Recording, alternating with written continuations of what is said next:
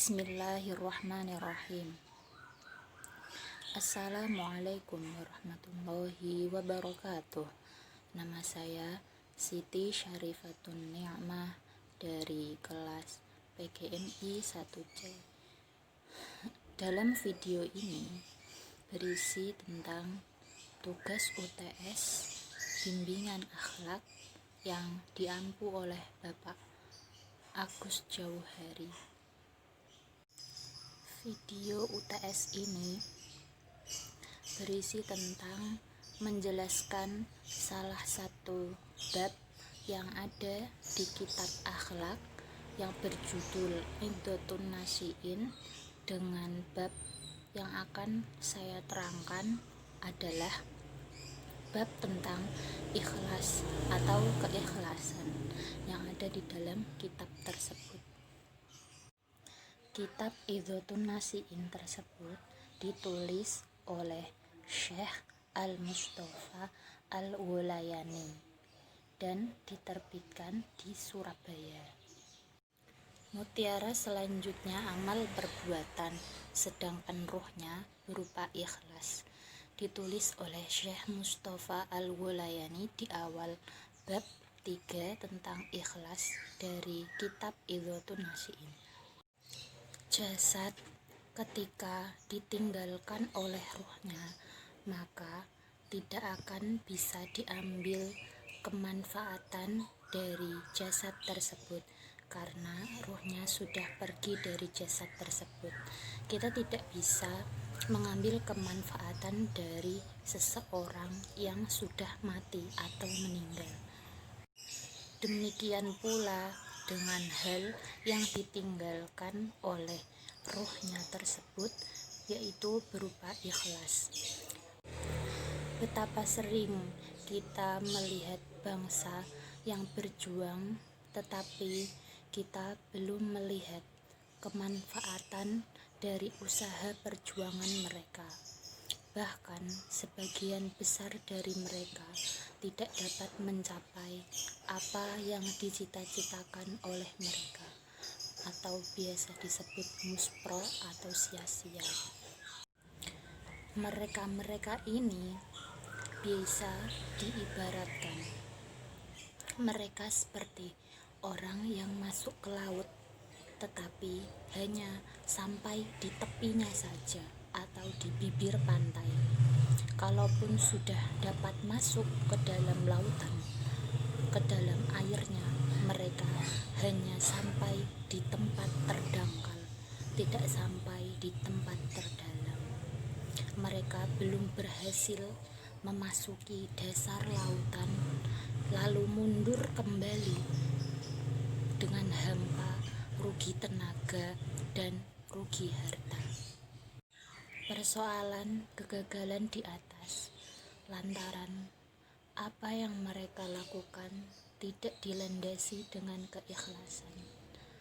Perjuangan mereka hanya untuk mencari keuntungan sementara yang tidak terpuji dan merupakan sebuah kehormatan yang palsu. Sebenarnya ada satu rahasia yang perlu diingat ketika dalam masa perjuangan, yaitu adalah keikhlasan. Sesungguhnya ketika orang-orang yang berjuang dengan ikhlas untuk bangsa dan negaranya, pasti orang-orang akan cenderung bersimpati dan perhatian kepada orang yang berjuang dengan ikhlas tersebut. Lain lagi dengan orang yang tidak dilandasi dengan keikhlasan. Mereka yang berjuang dengan keikhlasan akan mendapat dorongan moral dan semangat dari orang-orang yang ada di sekitarnya, sehingga bisa membuat mereka yang sedang berjuang menjadi tambah semangat di dalam perjuangan mereka.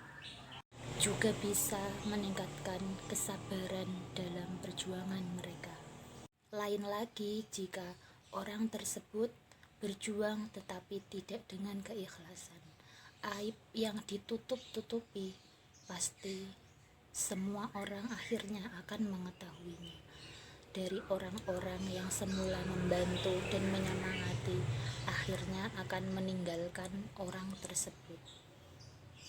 Orang yang semula mendukung pasti akan mencemoohnya, bahkan akan meninggalkannya dan mencela perjuangannya.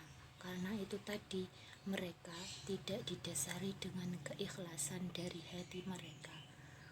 Setelah dicemooh dan ditinggalkan oleh orang-orang yang semula menyemangatinya, tak pelak semangatnya menjadi lemah dan niatnya menjadi kendur.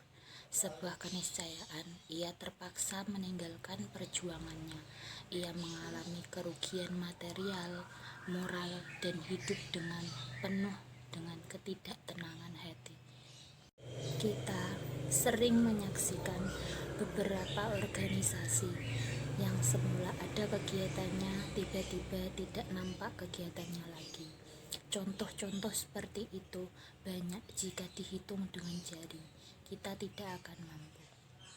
Syekh Al-Mustafa Al-Ghulayani menyerukan kepada kita sebagai generasi muda untuk bisa ikhlas dalam perjuangan yang kita lakukan.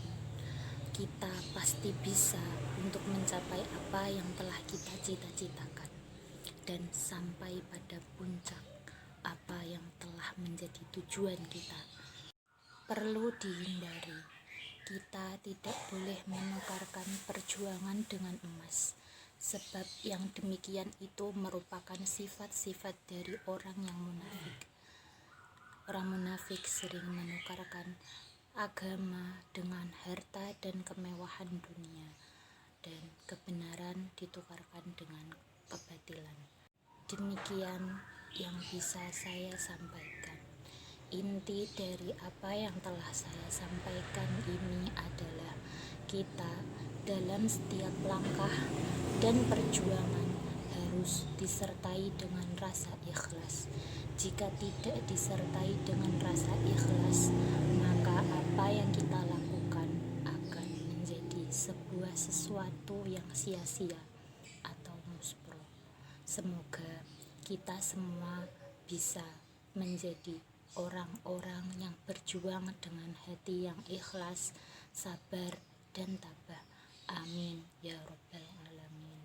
Demikianlah yang bisa saya sampaikan dalam video ini sebagai tugas UTS Bimbingan Akhlak dari Bapak Agus Jauhari. Kurang lebihnya saya mohon maaf yang sebesar-besarnya. Akhirul kalam. Assalamualaikum warahmatullahi wabarakatuh.